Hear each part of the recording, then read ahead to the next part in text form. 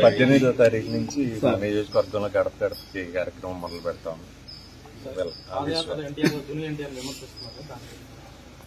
అది తప్పు.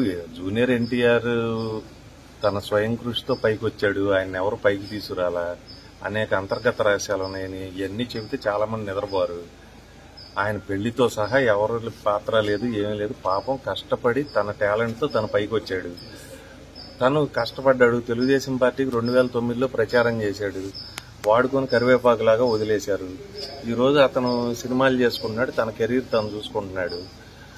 చూసుకునేవాడిని అనవసరంగా విమర్శించడం, నాకు అవసరం వచ్చినప్పుడు నువ్వెందుకు రాలేదంటారు ప్రతిసారి. గేదకు దొరద పుడితే ట్రాన్స్ఫార్మర్కి రుద్దుకోవాలి, గోడకు రుద్దుకోవాలి. దారిని వాళ్ళని రుద్దితే కర్ర పెట్టి కొడతారు. పనికి మాలిన ఏదోళ్ళు మొత్తం. ఇప్పుడు ఇంట్లో 4 ఎలుకలు దూరినాయి అనుకో, చంద్రబాబు గారు ఏం చెబుతాడంటే ఇల్లు దాల పెట్టండి అని చెబుతాడు. జూనియర్ ఎన్టీఆర్కి ఏం సంబంధం పాపం అమరావతితో? ఆయన ఎప్పుడన్నా వచ్చి రైతులను పొలం ఇమ్మన్నాడా? లేకపోతే రైతులు పొలం ఇవ్వటంలో ఆయన పాత్ర ఉందా? ఏం లేదు కదా. ప్రతి సమస్యకి ఆయన్ని లాగటం, అతన్ని ఇన్వాల్వ్ చేయటం. వాళ్ళకి పవన్ కళ్యాణ్ గారు ఉన్నాడు కదా. వీళ్ళు ఏది అడిగితే కాదు, పవన్ కళ్యాణ్ గారు అసలు వీళ్ళు అడిగినా అడగకపోయినా వీళ్ళు అడిగిన దాన్ని స్పందిస్తారు.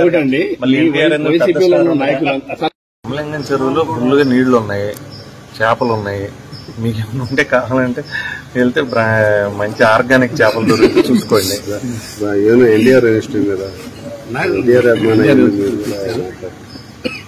అవును, రామారావు గారు అభిమానులు, మేం కాదనలేదు కదా. అదే ఎన్టీఆర్ పేరు యూనివర్సిటీ పేరు.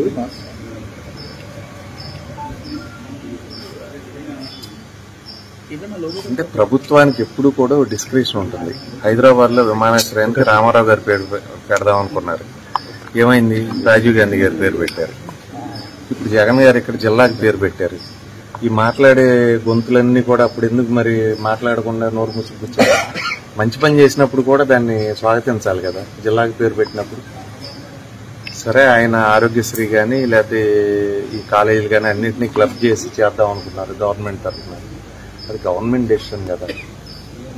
ఇప్పుడు మా ప్రభుత్వం ఉన్నప్పుడు మేము పెట్టగలిగి ఉంటే ఇవన్నీ రావు కదా. మా ప్రభుత్వం ఉన్నప్పుడు గన్నవరంలో విమానాశ్రయం కట్టాము, అంతర్జాతీయ విమానాశ్రయం కట్టాము. దానికి రామారావు గారి పేరు పెట్టగలిగామా? పెట్టలేదు కదా. జిల్లాకి పేరు పెట్టగలిగామా? మరి మాట్లాడే మేధావులందరినీ అది అడగండి.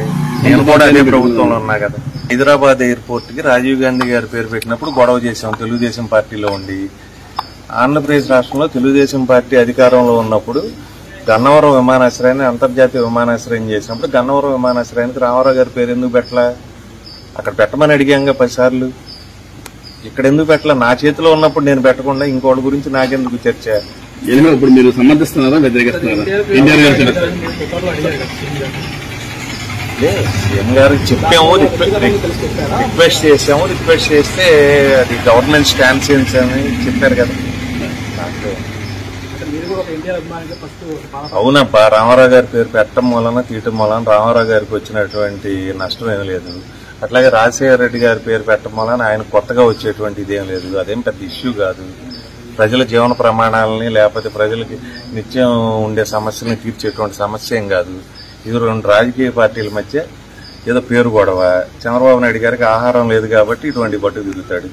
ఆయన 14 సంవత్సరాలు ముఖ్యమంత్రి చేసినప్పుడు జిల్లాకి పేరు పెట్టి ఉండొచ్చు, భారతరత్న తెచ్చి ఉండొచ్చు, లేకపోతే ఆంధ్రప్రదేశ్ రాష్ట్రంలో గన్నవరం ఎయిర్పోర్ట్ కి ఇంటర్నేషనల్ ఎయిర్పోర్ట్ కి పేరు పెట్టి ఉండొచ్చు. ఇవన్నీ చేసి ఉండొచ్చు కదా.